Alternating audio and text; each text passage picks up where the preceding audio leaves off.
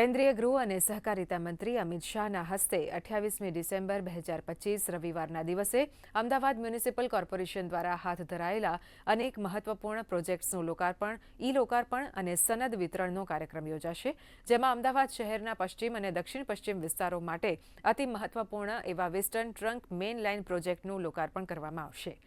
Ahmedabad municipal corporation દ્વારા વૈષ્ણોદેવી સર્કલથી ઓગણજ, શીલજ, આંબલી, શાંતિપુરા થઈ સનાથલ વિસ્તાર મારફતે સાબરમતી નદી સુધી કુલ 27.719 કિલોમીટર લંબાઈની નવી ડ્રેનેજ ટ્રંક લાઇન નાખવામાં આવી છે, જેનાથી ડ્રેનેજ ઓવરફ્લો અને ગંદા પાણીની સમસ્યાનો કાયમી ઉકેલ મળશે.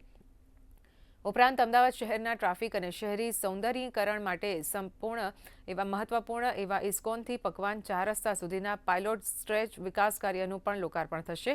આ પ્રસંગે ગુજરાતના મુખ્યમંત્રી ભૂપેન્દ્ર પટેલ પણ ઉપસ્થિત રહેશે.